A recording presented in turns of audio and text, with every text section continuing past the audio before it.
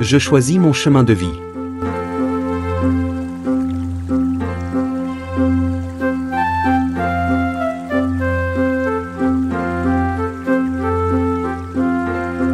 Bienvenue sur la chaîne des messages de Francis.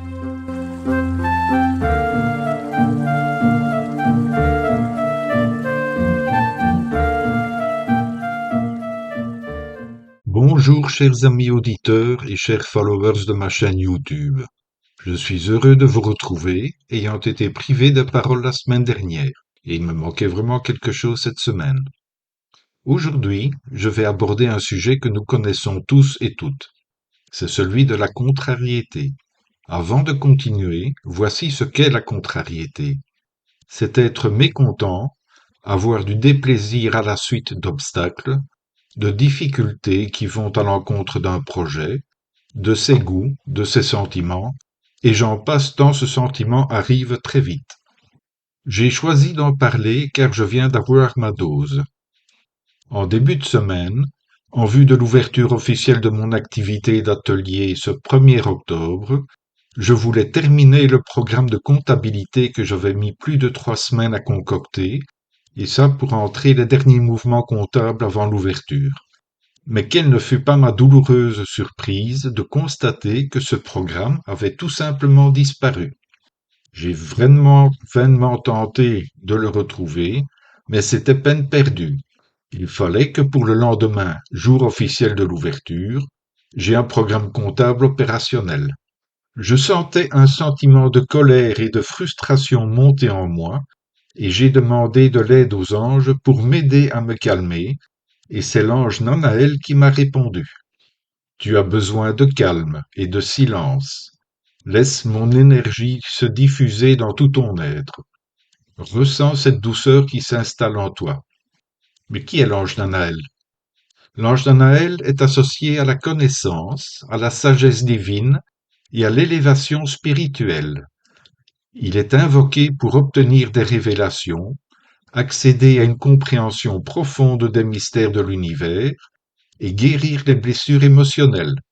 Nanaël peut également rendre l'intellect plus vif, ouvrir la porte de la connaissance et défaire l'ignorance. Alors que je le fais très rarement en journée, je me suis installé dans mon fauteuil et je me suis déconnecté de cette situation par une petite méditation et en le remerciant pour son aide. J'ai senti cette vague de contrariété qui allait me submerger, repartir doucement, et j'ai retrouvé à nouveau mon état normal, ce qui m'a permis d'analyser la situation avec la tête froide et de réagir rapidement dans le calme et la sérénité.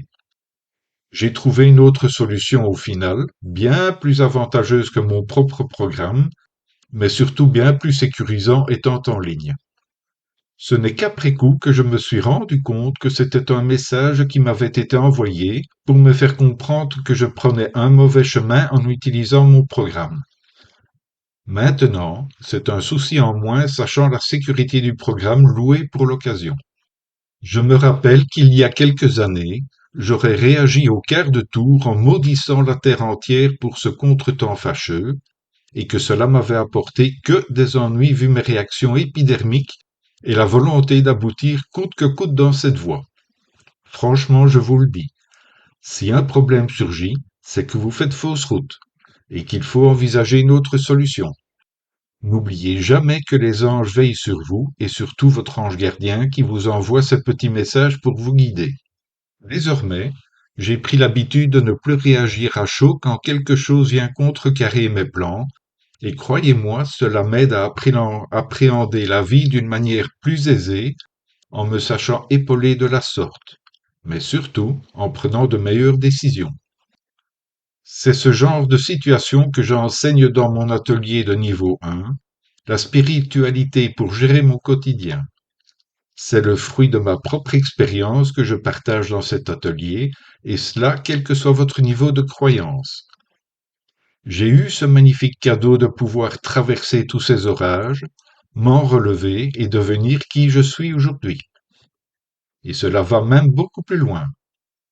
Avant-hier soir, je participais à une activité avec la SBL dans laquelle j'officie, et après le spectacle, j'ai eu la possibilité de discuter avec des personnes sur mon grand projet de vie, et hier matin, j'ai aussi reçu ce message quasi en même temps que le précédent.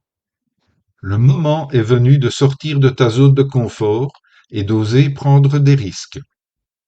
Autorise-toi à entreprendre le projet dont tu rêves tant. Je pense que cela a le mérite d'être on ne peut plus clair. Ce projet sera, j'en ai la très profonde certitude, l'œuvre de ma vie.